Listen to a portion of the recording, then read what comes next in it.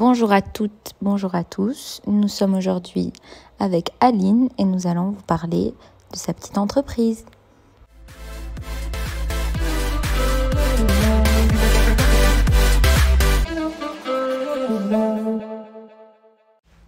Du coup, salut, on se retrouve dans la deuxième partie de la semaine avec Aline. Nous allons vous parler aujourd'hui de son petit business, de la petite entreprise qu'elle a ouverte. Et puis comment elle en est arrivée là où elle en est. Et puis aussi parce qu'elle est jeune, elle a 21 ans. Et du coup, voilà. Du coup, si vous voulez écouter sa présentation et tout ça, on va pas tout recommencer. Ce sera dans l'épisode de mercredi que j'ai posté cette semaine, du coup. Du coup, on va commencer par le commencement. Comment t'es-tu décidée sur ce que tu voulais faire? Comment as-tu choisi ta voie? Parce que beaucoup de gens ne savent pas, ni à 20 ans, ni à 30 ans, souvent. Et du coup, voilà. Comment t'es-tu décidée sur ce que tu voulais faire? Alors, je me suis décidée déjà quand je suis tombée enceinte de changer de métier, de faire quelque chose qui me plaisait. Parce que serveuse, ça va un moment. T'es bien content d'avoir ton petit salaire à la fin du mois. Mais faut quand même que tu te plaises dans ce que tu fais. Et puis aussi, j'adorais le monde de l'esthétique. Il fallait automatiquement que je travaille là-dedans. C'était déjà de base, tu voulais faire un truc dans l'esthétique. Petite, j'aimais ça. Et puis, du coup, quand j'étais enceinte, je me suis inscrite à une formation de styliste ongulaire. Si jamais vous entendez des petits bruits, c'est juste qu'il y a le petit bébé à côté de nous. Mais c'est la vraie vie, hein. On va pas... Enfin, c'est normal, quoi. C'est comme s'il y avait un chat qui miaulait ou un mari qui rentre. Enfin, c'est la vie, quoi. Au bout d'un moment, voilà. Hein. Donc, continue, tranquille. Du coup, je me suis inscrite pendant que j'étais enceinte à cette formation. Et à la fin de mon congé maternité, j'ai débuté la formation. Et puis, comme ça, j'avais encore un pied dans le travail que je faisais avant. Et puis, j'avais toujours mon petit salaire. Et puis, comme ça, à côté, je pouvais bien apprendre ce nouveau métier. Ouais, puis il fallait que tu t'assures un salaire aussi. Voilà, c'est ça. T'as une petite, t'as amener 0 francs, c'est pas possible. Ouais, en Suisse, si t'es pas deux à travailler, c'est compliqué. Hein. Oui, effectivement. Tout le monde dit que c'est... s'il y a des gens d'ailleurs qui nous écoutent, des Français, croyez pas que c'est le salaire la belle vie. Important, mais les factures, c'est... Elles sont chères aussi. Tout, quoi. Du coup, voilà, donc ton élément déclencheur, c'est ta grossesse. Oui. Et tu savais que quand t'allais tomber enceinte, t'allais changer de métier ou tu voulais déjà avant de tomber enceinte? Alors, pas du tout. Tu voulais pas avant? Je voulais, mais j'ai jamais osé me lancer, tu vois. Je me suis dit, c'est l'inconnu, je vais peut-être rater, je vais pas réussir. Et pour moi, j'allais... quand on parlait du bébé, je pensais pas changer de métier, quoi. Ah ouais? Non, pas du tout. Oui, c'est vraiment... quand on a essayé d'avoir un enfant, que je me suis dit, change, quoi. Il y a plein de changements à faire, et puis c'est maintenant. Bon, je suis fatiguée à la maison, je peux me saouler au travail avec un truc que j'aime pas, quoi. Exactement. Et du coup, t'es styliste ongulaire. Oui.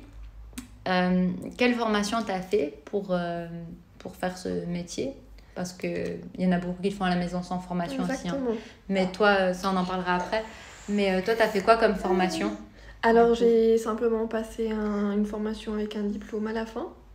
Et puis j'ai déjà fait, j'ai fait 2 diplômes, donc il y en a un, c'est vraiment que les bases. Donc ce qui est baby boomer, ce qui est l'application du gel, de l'image et tout ça. Et ensuite, récemment, j'ai passé un examen de nail art sur des personnages comme Disney, Cartoon. Ça apporte un petit plus quand même à ce métier. Et tu as fait ta formation chez qui, si on peut mentionner? Oui, peut-être. Alors c'était à Payerne, donc la formation de base c'était à Payerne avec couleur pastel, camille. Et puis la deuxième c'était également dans son salon, par contre c'était Gaëlle, c'est une autre formatrice qui m'a appris. Ok, comme ça s'il y a des filles ou des garçons qui écoutent. C'est ça. Ça lui a plu apparemment. Donc, Oui, c'était très bien. Et puis celle qui m'a appris la deuxième formation, elle a également créé les produits. Donc, les trucs que tu mets sur ton Instagram, là, les OA Nail System, exactement. Okay. Donc, je commande tout là-bas. Et puis, je confirme, ça tient très bien.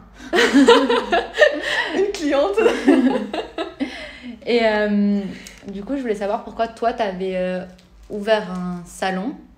Parce qu'elle a un salon avec une coiffeuse, vous partagez le salon. Et pourquoi tu l'as pas fait plutôt chez toi, comme beaucoup le font? Peut-être que tu aurais moins de frais. Juste le faire au black à la maison et puis tu ramasses tout pour toi, quoi. Tu déclares ce que tu veux. Alors, j'aime pas trop ceux qui font ça, honnêtement. Enfin, tu vois, en fait, je me disais, c'est quand même mon métier principal. Donc, je me voyais pas me dire, je fais ça et puis dans le noir, quoi. Enfin, tu vois. Parce que tu vois, il y en a beaucoup qui se mettent au chômage, qui touchent le chômage et qui font ça à côté, tu vois. C'est pas honnête. Moi, non, pas du tout. Je suis vraiment pas... Ouais, j'aime pas ça, quoi. Et de base, je pensais de faire ça à la maison. Après, comme tu vois, chez moi, il n'y a pas énormément de place non plus. Ça va, je suis sûre que ça va vite très bien. Après, mettre une table. C'est plus avec les jouets d'enfants et tout, quoi. Tu peux mettre une table d'angle au milieu. Puis avec un chien, enfin, il suffit qu'une cliente ait peur du chien, enfin, tu vois, c'est foutu. Et puis même, c'est moins professionnel. Et puis, un jour, j'ai été me couper les cheveux chez ma coiffeuse actuelle avec qui je partage le salon. Et puis, elle m'a dit, viens t'installer ici. Et du coup, vous pouvez pas refuser, quoi.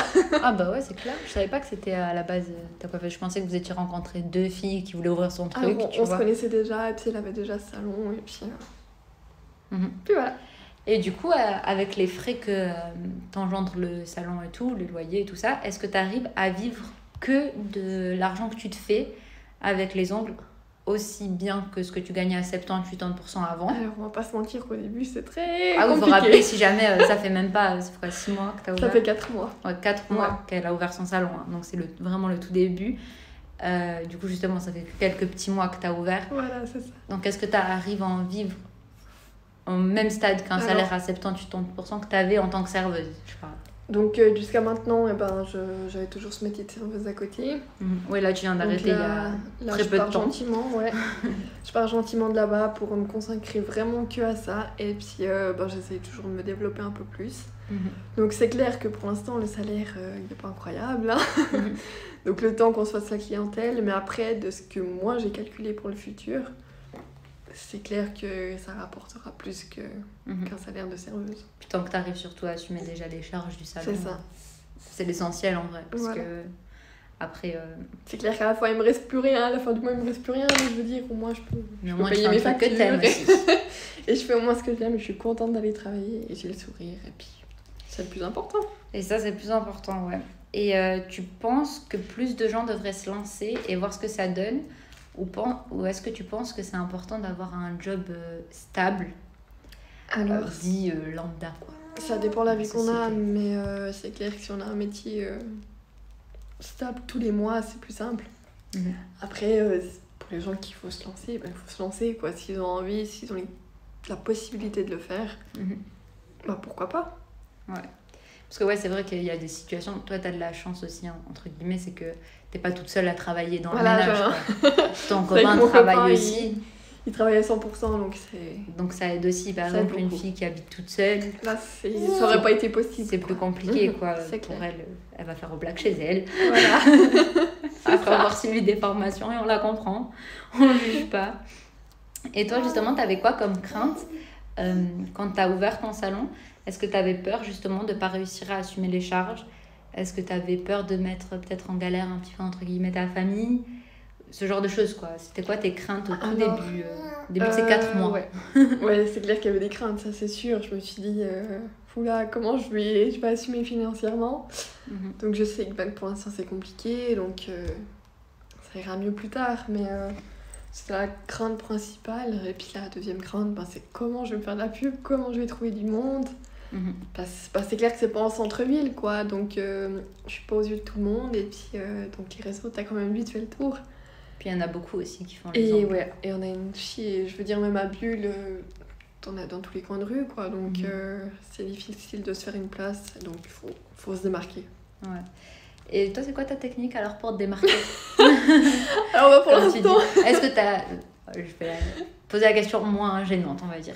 Est-ce que tu aurais des conseils peut-être pour... Parce que tu as quand même réussi à avoir quelques clientes, même si tu n'as peut-être pas 2000 clientes par mois. C'est clair. Tu as quand même quelques clientes. Du coup, comment tu as réussi à avoir ces quelques clientes? C'était ton entourage ou c'était avec la pub que tu as fait sur Instagram? Parce que vu que sur ton Instagram privé, tu as déjà quelques abonnés, je pense, 1000 et quelques, non? Un truc comme ça. 1800... presque 2000 abonnés, quoi. Ouais. Du coup, ça t'a aussi aidé pour faire ta pub sur ton compte professionnel maintenant. Du coup, ça a été commencé par quoi? C'était des gens que tu connaissais pas qui venaient? Alors la moitié, c'est quand même des gens que je connais.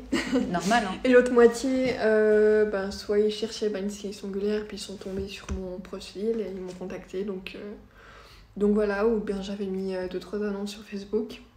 Et là aussi, ça a apporté un petit peu de monde. Mais après, c'est clair que il faut que je fasse plus de pubs, mais j'ose pas poser mes cartes de visite. Donc... Ouais, t'as fait ton développement que sur les réseaux sociaux, en fait. Et oui, ça suffit pas. Faut les mettre dans les boîtes aux lettres. Donc, ouais. Sur les pare-brises. Il faut que je trouve une méthode où il y a beaucoup de visibilité, quoi. C'est ça. Une pub au McDo. Hein. Je sais même pas si j'ai le droit. Alors là-bas, c'est sûr que... Là, au moins, t'es sûre, toutes les filles qui attendent leur Big Mac, elles viendront. Toutes les filles et garçons, d'ailleurs, chacun fait ce qu'il veut de ses ongles. Ça t'est déjà arrivé, d'ailleurs, qu'il y ait des garçons qui viennent demander de se faire les ongles? Mais après, je sais que dans le gothique et tout ça, il y a des garçons qui font du semi-permanent, ou même du gel, hein, ça arrive. Mais je suis pas du tout contre à les accueillir dans le salon. Toi, t'as pas de... pas du tout, ça me gêne absolument pas. Un homme, il vient de demander de faire des ongles de 15 cm. Je lui ferai des ongles de 15 cm. Et elle fera des cartons dessus, si ça lui fait plaisir. On n'a pas de problème avec ça ici. Est-ce que, justement, toi, t'avais peur de la crainte financière, on va dire, entre guillemets, pour tes charges et tout ça. Quel conseil tu pourrais donner justement à la fille qui habite toute seule, qui a 20 ans mais qui veut quand même se lancer, tu vois? Alors lance-toi, mais garde un petit truc à côté. Un autre travail ou plus d'économiser, tu vois, avant et puis après l'un ou l'autre. Mais se lancer et espérer avoir directement un salaire, non. Ouais. Voilà, c'est la vérité, il faut dire la vérité aussi. C'est clair. Au début, tu ne te feras pas un salaire. On dit souvent, pour faire ta clientèle, c'est au moins une année, donc... Il y a quand même beaucoup de business, oui, d'ailleurs. On dit toujours laisse un an et puis après tu verras. Comme pour ce podcast, je laisse un an et je verrai. Et le temps, on fait les choses. Donc à l'heure actuelle, nous sommes à même pas 40 abonnés. Je tiens à vous dire, ceux qui écouteront ça quand j'en aurai plein. Début. Faut penser positif. Hein. Mais non, oui. Je rigole. Mais ouais, tu dirais quand même de se lancer et puis faire autre chose à côté. Oui, c'est important quand même d'avoir des sous à côté, sinon... Sinon c'est impossible, quoi. C'est-à-dire, on est en poursuite ou je sais pas où. Je le suis pas, hein, mais... Ça, on va pas savoir. Mais non, c'est bien d'avoir quelque chose à côté. Et quelles sont les démarches pour quelqu'un qui veut ouvrir son salon ou commencer avec quelqu'un? Enfin, comment ça se passe, en fait? Imaginons demain, je veux ouvrir mon entreprise. Qu'est-ce que je dois faire, tu vois? Faut bien se former. Parce qu'il y en a plein qui le font, vas-y, je le fais, je connais rien, et puis ça fait des dégâts. Que je parle d'ongles ou d'autres choses, hein. Ouais. Non, faut se former quand même, faut quand même avoir un papier à la clé, se renseigner bien sur la matière que tu veux faire, et puis c'est très important quand même. Et au niveau de la loi, qu'est-ce que tu dois faire pour ouvrir ton business? Juste déclarer à la fin du mois au nom de ton entreprise? Je me suis déclarée comme entreprise. Auto-entrepreneur ou entreprise? Entreprise. Petite entreprise, et puis tu dois remplir un formulaire, ensuite tu dois garder ton agenda pendant 10 ans. Pour les archives. C'est ça. Et c'est tout pour les cotisations, donc c'est quand même bien de se déclarer, même si je sais qu'il y a beaucoup de blagues à l'heure actuelle. Il y a beaucoup de gens qui font ça. C'est malheureux parce que y en a plein qui font ça et puis ils y connaissent rien. Enfin, je veux dire, il y a quand même beaucoup de théories dans ce métier. Et combien de fois on est venu me voir, puis oh là là, j'en ai vu des choses. Genre des ongles avec des bosses, des ongles complètement rouges, mais c'est une catastrophe. Trop limé, trop poncé. C'est un peu mal au cœur. Mais non, faut bien se renseigner avant. Puis... Je pense que tu sais, il y a aussi beaucoup de filles qui vont chez des filles qui font ça au black. Parce qu'elles font souvent moins cher. Exactement, et c'est souvent ce qu'on m'a dit. On m'a dit, mais pour... Et souvent on m'a dit, mais justifie ton prix. Parce que typiquement, en moyenne, c'est 60 francs pour le remplissage, tu vois. Ici, sur le canton de Fribourg. Voilà, et... Parce que tu vois, Lausanne, c'est plus cher. Ouais. Et je me suis dit, je leur ai dit, il y a quand même le prix du loyer, les produits, c'est vraiment pas donné non plus. Donc faut compter tout ça, faut compter le temps du travail. Puis le fait que tu sois formée, qu'elles n'auront pas de voilà, problème aussi. Voilà, c'est ça, donc j'ai quand même un papier, enfin je veux dire, je sais quand même ce que je fais. Autant, il faut connaître les maladies de l'ongle, enfin il faut savoir aiguiller la cliente sur toutes les situations possibles. Donc ça justifie un peu tout ça, quoi. Et du coup, je te laisse dire, pour finir, où est-ce que se trouve ton salon. Si tu veux donner l'adresse, ton Instagram. De toute façon, je les mettrai dans la description des deux podcasts de cette semaine. Okay. Et puis, comme ça, si vous cherchez une styliste angulaire volontiers, par là, moi. elle est disponible, elle se lance, allez la soutenir. Juste même s'abonner à son compte Instagram et partager, ça fait un petit peu de pub, ça aide. Beaucoup, c'est sûr. Et puis du coup voilà, je te laisse le mot de la fin et puis on se retrouvera la semaine prochaine avec un nouvel invité. Alors du coup, mon salon il se trouve à Bois-d'Anse, tout près de la gare, donc c'est pratique parce que c'est vraiment à 2 pas de la gare. Et sinon il y a des places de parc juste devant pour se parquer. Et mon Instagram c'est alinails_manucure et sur Facebook c'est alinails manucure, tout simple. Du coup voilà. Parfait. Donc, merci à tous et puis merci à toi. Merci à toi aussi de nous avoir accueillis.